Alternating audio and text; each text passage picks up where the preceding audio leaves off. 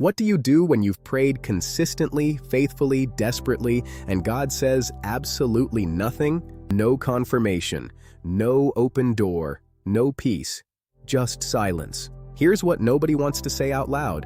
This has happened to nearly every person in the Bible: David, Elijah, Job, even Jesus. And yet the church has almost never talked about it honestly. Today, that changes. Let me tell you what most people do when God goes silent. They panic. They assume they sinned. They pray harder. They try more. They bargain. And when none of that works, some of them quietly start to wonder if God was ever really there. If that is where you are right now, I want you to hear this. You are not losing your faith. You are experiencing one of the most documented, most biblical, and most significant spiritual seasons that exists. But here is what the church almost never gets right. We have been taught, mostly by silence from the pulpit, that if God is not speaking, something is wrong with you. That you are out of alignment, that you have unconfessed sin, that your faith is not strong enough. Read that slowly. That is not scripture. That is anxiety dressed in spiritual clothing. Let me show you what God's word actually says.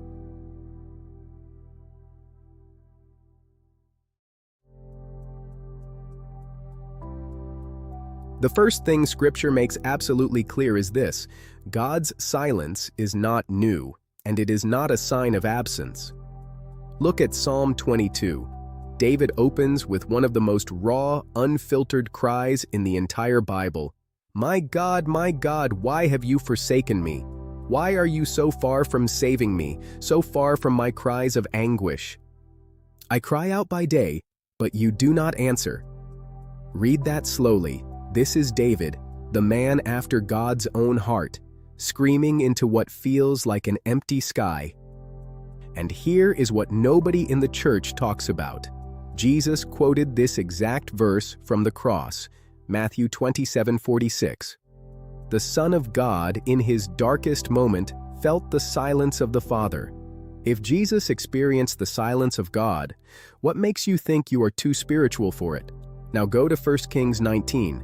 Elijah has just called down fire from heaven. He has witnessed one of the greatest miracles in the Old Testament. And now he is collapsed under a juniper tree, asking God to let him die. And God is silent. He doesn't immediately answer. He lets Elijah sleep. He feeds him. He waits. Because God understood something Elijah didn't.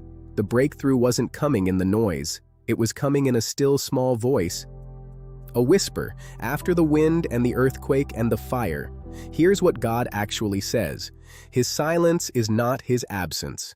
Sometimes it is his method.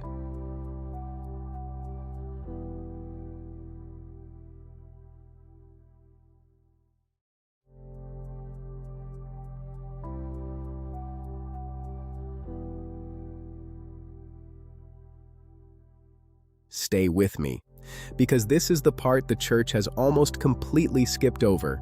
We need to talk about what God's silence is not. Number 1, it is not punishment. The prosperity gospel wants you to believe that God's blessing is always loud and his correction is always painful. But Job, a man Scripture calls blameless and upright, suffered the most documented silence from God. Chapters 1 through 37. God does not speak. He is not punishing Job. He is allowing something Job cannot yet see. Number 2, it is not rejection. Lamentations 3:26 says, read this slowly, it is good to wait quietly for the salvation of the Lord. The Hebrew word translated wait quietly here is damam. It means to be still, to stop, to trust without noise. God's silence is not a withdrawal of love. It is an invitation to damam. Number 3, it is not a sign your prayers aren't working. Go to John 11. Lazarus is sick. His sisters send word to Jesus. And what does Jesus do? He stays where he is. 2 more days. He does not move. Lazarus dies. And when Jesus finally arrives and raises him from the dead, he says, I am glad I was not there, so that you may believe. Here's what God actually says.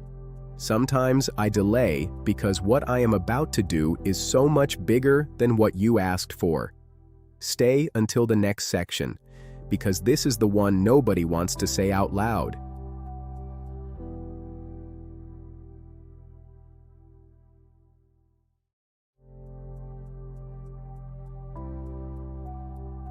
So, if the silence is not punishment, not rejection, not a sign of failure, what is God actually doing? Scripture gives us three specific answers. First, He is pruning. John 15:2. Every branch that does bear fruit He prunes so that it will be even more fruitful. Pruning is a silent process. It does not feel like growth, it looks like loss. But the gardener has not abandoned the vine. He is preparing it for the next season.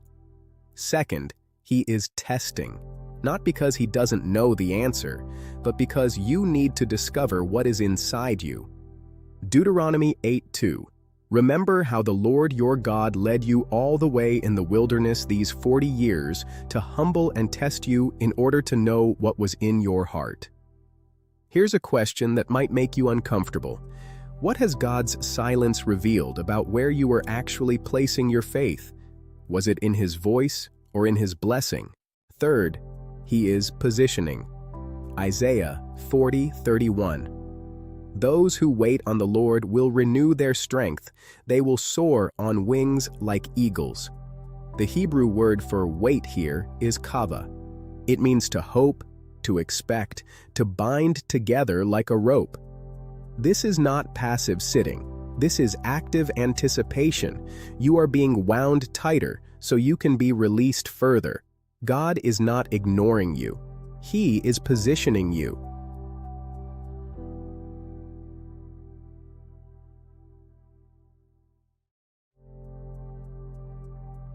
Now here is the part most people skip to. What do you actually do when God is silent? Scripture gives us 4 specific responses. 1. Keep showing up. Habakkuk 2:1. I will stand at my watch and station myself on the ramparts. I will look to see what He will say to me. Habakkuk does not stop watching just because God hasn't spoken. He positions himself to hear. Are you still showing up to Scripture, still in prayer, even when it feels like talking to a wall? 2. Rehearse what God has already said. Psalm 77:11-12.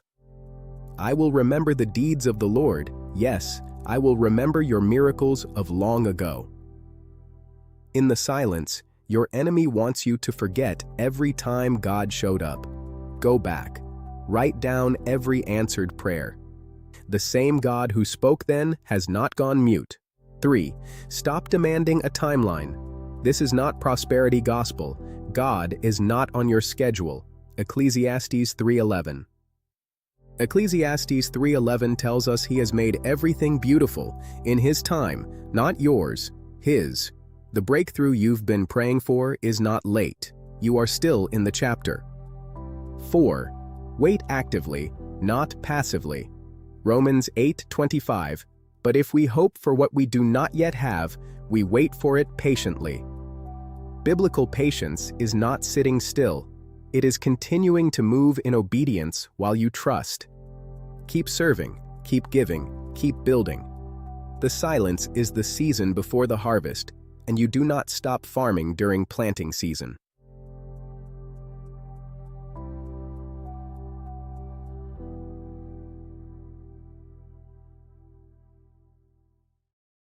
Here is what I want to leave you with. God's silence is not the end of the story. It is almost always the middle. Jesus was in the tomb for 3 days. Lazarus was dead for 4. Every major move of God in Scripture was preceded by a period of silence, stillness, and waiting that most people would have mistaken for abandonment. Dead faith doesn't survive the silence. But real faith, tested faith, comes out the other side unshakable. The breakthrough you've been waiting for may already be forming in ways you cannot yet see. The question is not, why is God silent? The question is, what will you do while He is?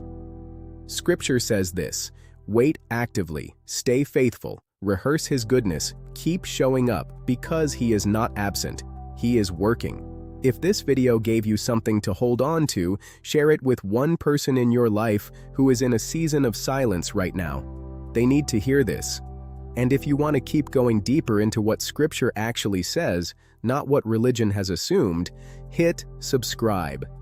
This is a community of people who take their faith seriously. In the next video, we're going to look at one of the most misunderstood prayers in the entire Bible, and why God's answer might completely surprise you. I'm grateful you're here. God bless you.